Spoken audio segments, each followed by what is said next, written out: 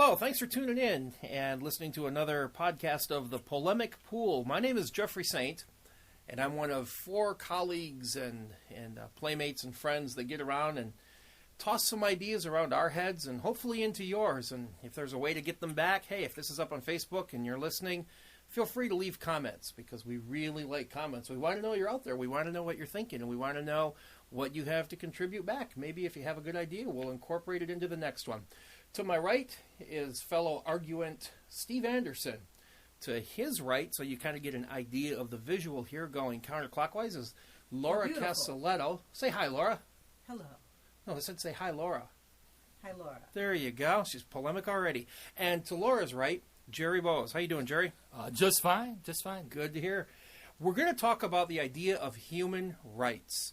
What it means. Does it mean anything? Is it an oxymoron? Is it not an oxymoron but redundant? We have a saying in the United States. We hold these truths to be self-evident. And along that idea is the idea of human rights. And along the idea of human rights, we in the United States are very, very centrist. We're very centric. We think we're the ones that have the corner on human rights. And I don't think that we're doing a very good job of managing it in the United States, and so I don't think it's really any of our business to manage it in the rest of the world right now. But there's certainly a lot of human rights issues going on to talk about. So along the line of you're born into this world of zero volition whatsoever. You just happen in.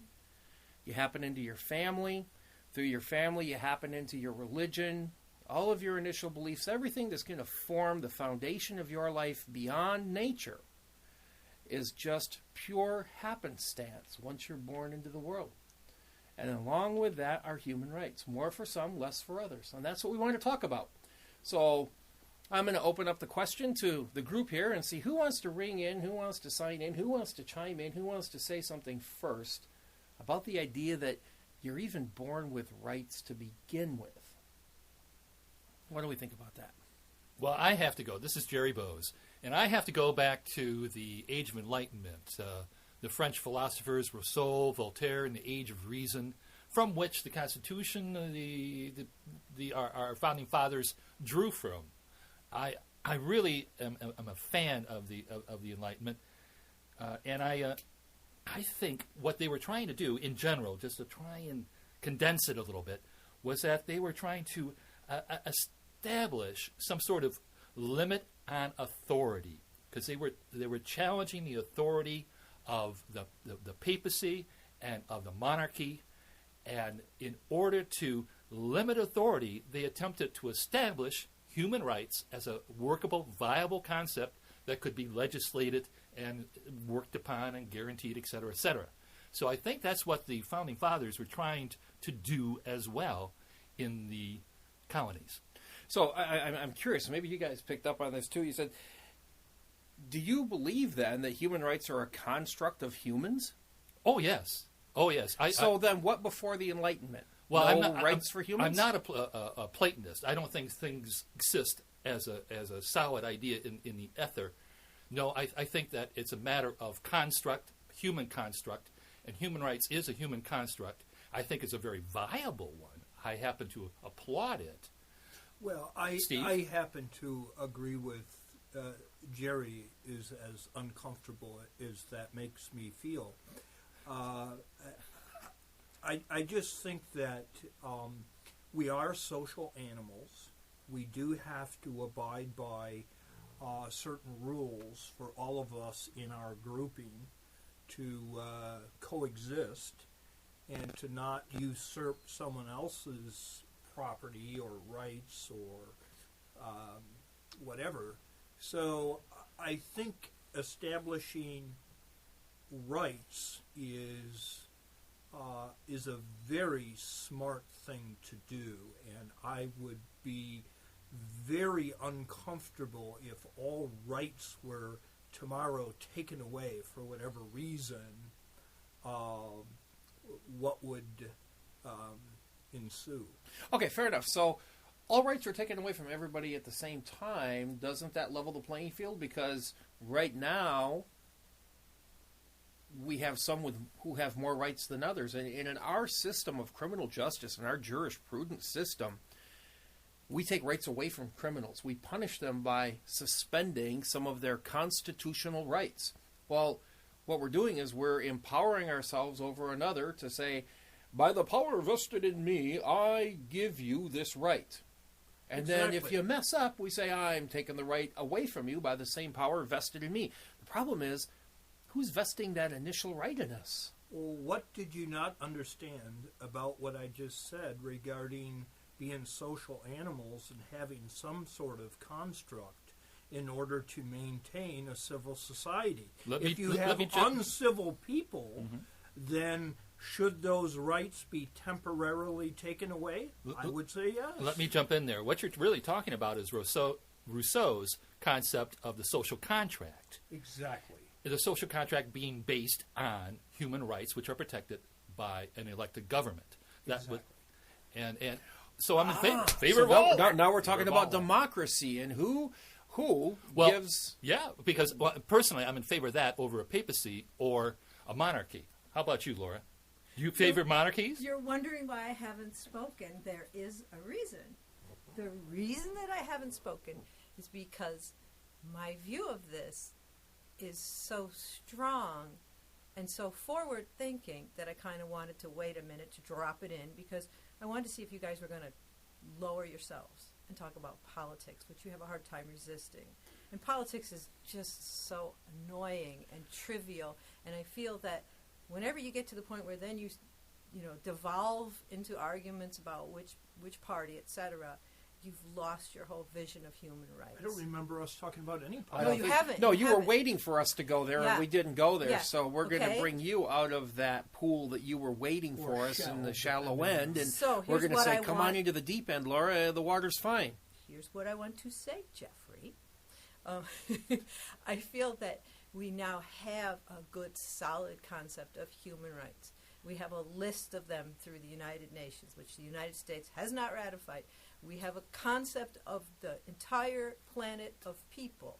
And, we know that there's more than free speech. We know there's the basic ones of food and shelter and perhaps free movement between borders and the right to asylum. There's many rights that we understand should be part of human rights, and these have been okay. Hold on just a second. You said we have the right to asylum, but if you want to use asylum, you've just brought politics into the middle of your argument. Okay. So can we take that out?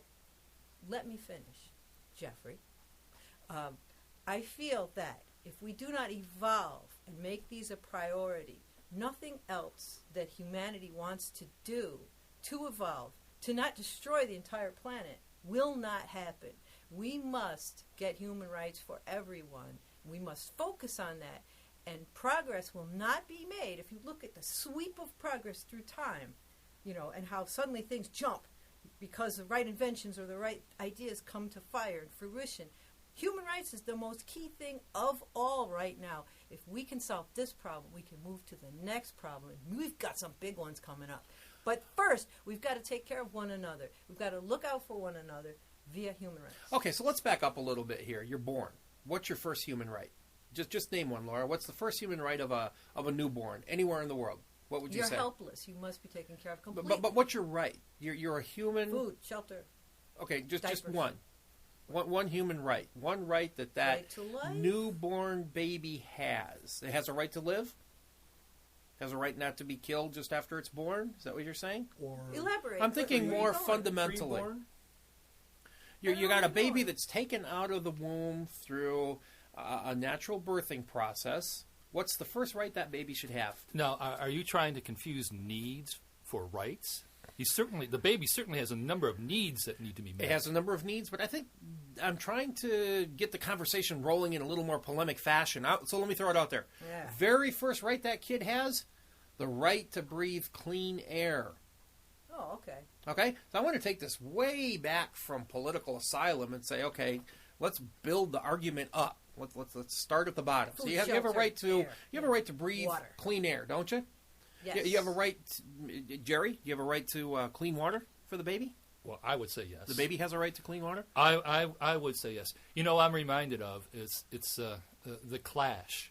If you remember the Clash, they had a wonderful song. Clash is a punk group from England, very popular in the 80s. Love those guys. One of their best songs was Know Your Rights, because so often they are treaded upon. And I love your list. I think that's probably what the United Nations has. I'm unfamiliar with the list of human rights. I can't delineate them. I haven't read them. I'm not up on them. But clean air, clean water. We're working actually on some other concepts in America now that are in the political realm, like shelter and food. Those are publicly being discussed now. Are those rights or not?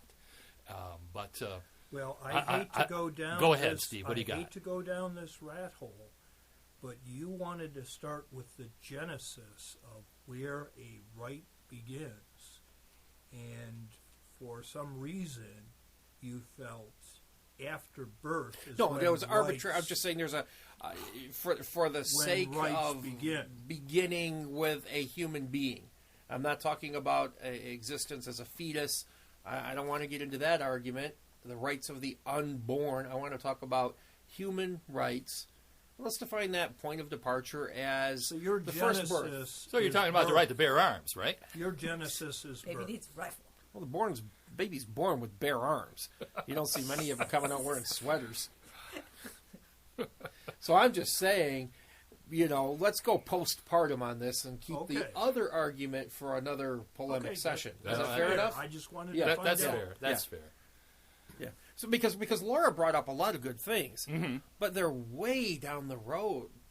I'm talking about the most fundamental of rights for human beings, and I would say every baby, irrespective of the accident of its birth, should have a right to clean air, should have a right to clean water, should have a right to the environmental protections it needs to thrive and to survive. Laura's not down the road a ways.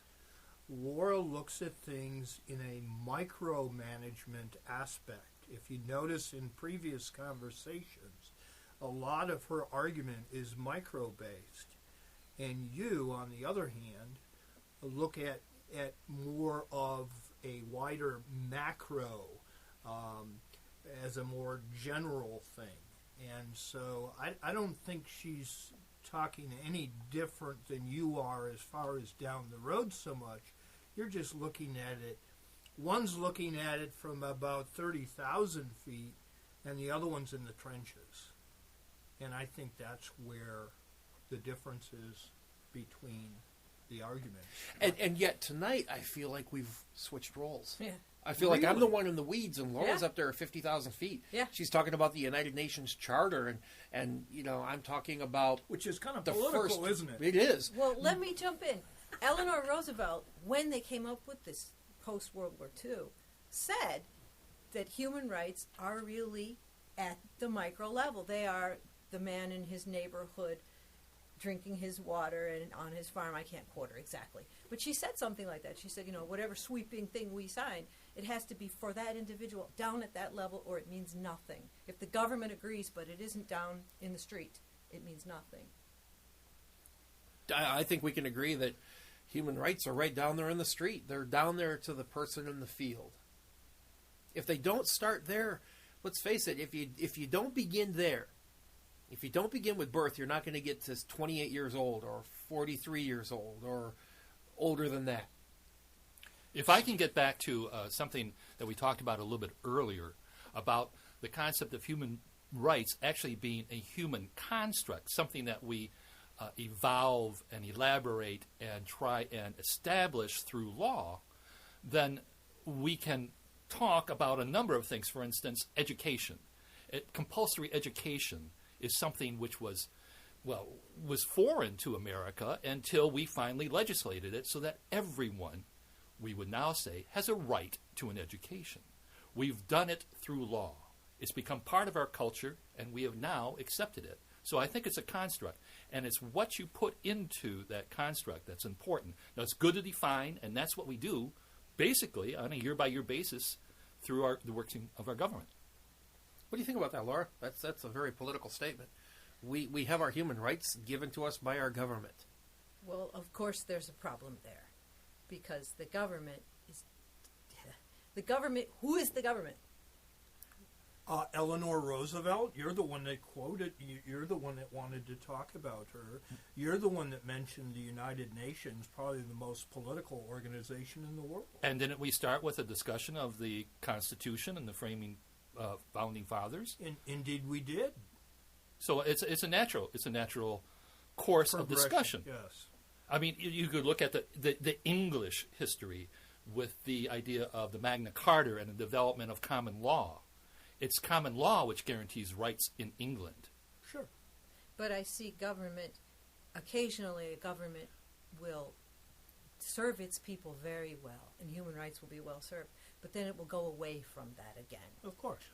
That's when those rights that are bestowed upon the governed serve the needs of the government. As soon as the government doesn't derive any need for itself, the rights are taken away.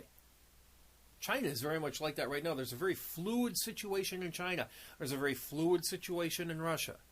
There's a fairly fluid situation in Iran. In regards to privacy, there's a fluid situation in the United States. In the United States. Which is a human right too. Privacy is And on the list. there is no Not all would agree with fluidity. There's no fluidity in the government of North Korea. Amnesty International rates the United States below China for human rights. That doesn't surprise me. We have degraded on the scale of human rights in this country. It's become extremely divisive along a number of lines. Education. Political lines, religious lines.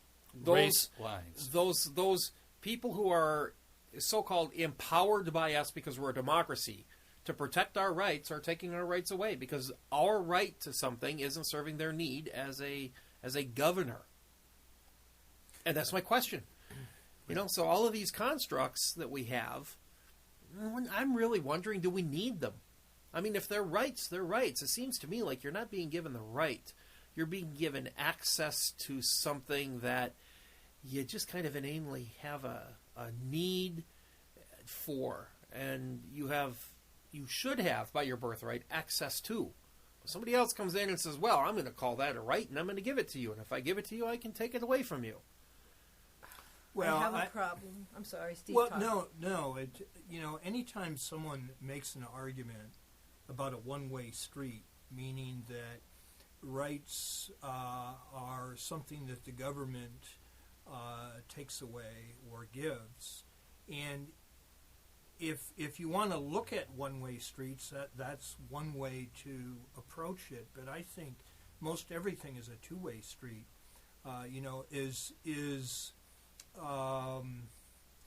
As hard as a third party, sorry about getting into politics, is in this country to have any strength,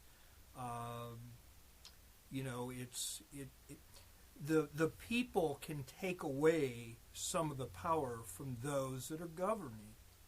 And we talked in the last conversation about the Tea Party and some of these grassroots organizations. There's always going to be a balance. Well, let's think about that, though, Steve. To argue that woe is me. No. It's not woe is me. It's woe is you. You've heard the phrase, "You have the right to remain silent." Well, of course you've got the right to remain silent. You know what? Everybody has the right to remain silent, whether it's given to them through Miranda or not. There may be consequences for remaining silent. So when they say you have the right to remain silent, that doesn't really mean anything, does it? You have the right to remain silent anywhere you are. Again, it's a protection. It's a protection against authority, a point I tried to make earlier. The whole idea of human rights back in the Age of Enlightenment was to limit the absolute power of the monarchy and, of course, the papacy, too. That's where the whole idea of rights emerged from. And we just have to keep in mind that now we don't have a monarchy. We have an elected government with representative democracy. And that now is the body through which we reflect human rights. Okay. Okay. So is it a human right, then, to grow up and choose who you want to marry? Are you asking him I'm asking personally? Jerry based on what he just said.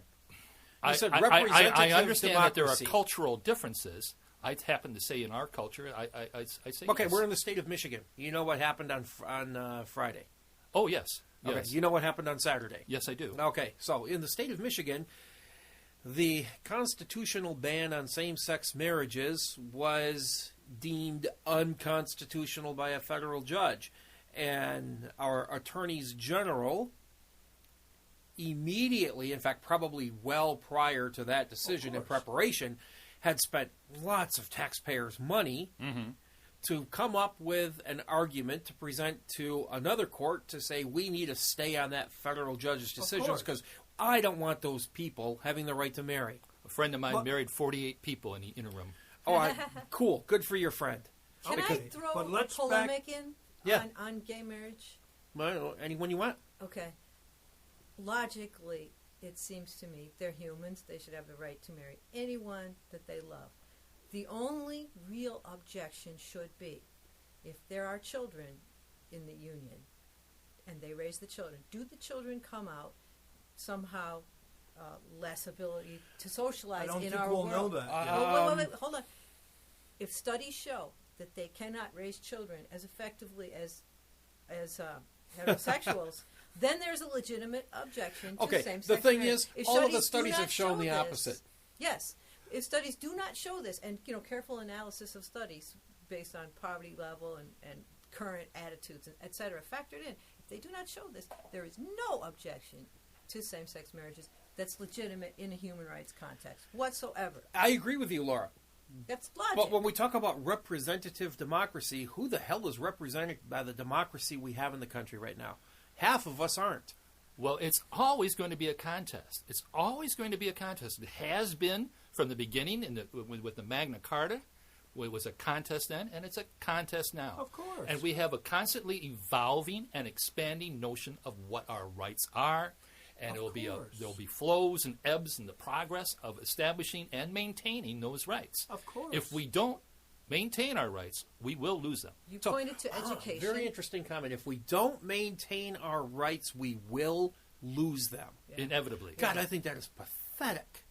The idea that we have to fight to keep our rights here in the United States of America, in any Western country, in Canada, in Australia, in most of Western Europe, the idea that you have to fight to keep something that is just innately yours to begin with because somebody's going to take it away. But you see, Well, you're claiming an yeah, innateness. Absolutely. I don't agree with innateness. I think it's Oh. a structure.